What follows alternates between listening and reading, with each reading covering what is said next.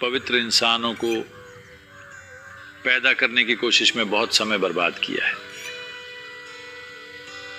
और उन्होंने बस मूर्खों को पैदा किया है जो किसी काम के नहीं है। पवित्रता एक काल्पनिक मूल्य है, आनंद एक अनुभव की जाने वाली वास्तविकता है ना। जब आप बहुत खुश होते हैं, जब आप बहुत आनंदित महसूस करते हैं तो आप एक अद्भुत इंसान होते हैं, है ना। अगर मैं आपसे तब मिलूं जब आप बहुत खुश हों तो मुझे यकीन है कि आप एक अद्भुत इंसान होंगे, लेकिन अगर मैं आपसे तब मिलूं जब आप दुखी, निराश या गुस्से में हों तो आप एक बुरे इंसान लग सकते हैं। हाँ या ना। हमारे समय, संसाधनों और ऊर्जा का लगभग 20% जेलों में खर्च हो रहा है, भारत में और अमेरिका दोनों में। हम इस प्रोजेक्ट को कैदियों के लिए आंतरिक स्वतंत्रता कहते हैं। लोग मुझसे पूछते हैं, सद्गुरु आप इन खूंखार अपराधियों, हत्यारों, बलात्कारियों और इस तरह के लोगों के साथ क्या कर रहे हैं? हम आपका इंतजार कर रहे हैं, आप उपलब्ध नहीं होते और आप अक्सर जेलों में जाते हैं। मुझे कोई अपराधी नहीं दिखता, मुझे यही दिखता है कि हर इंसान अपनी खुशी की तलाश में है।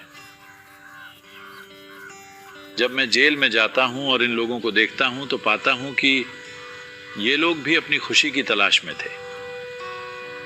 वे अपनी खुशी की तलाश में आपसे कहीं ज्यादा जोश में थे। हाँ, आप भी अपनी खुशी की तलाश में हैं और वे बस आपसे थोड़े ज्यादा उत्तेजित हैं। जहां आप अपनी खुशी की तलाश में इंतजार करने को तैयार हैं, वो लाइन तोड़कर आगे बढ़ जाता है। बस आप कानून के दायरे में अपराध करते हैं। वो उन सब मापदंडों को नहीं मानता। मैं ये कह रहा हूं कि हम जो भी करते हैं उसे अपराध माना जा सकता है ना। मुझे यकीन है कि अगर आप चींटियों से पूछें तो वे हम लोगों को सबसे बड़ा अपराधी कहेंगी, क्योंकि हम बस उन्हें कुचल कर चले जाते हैं।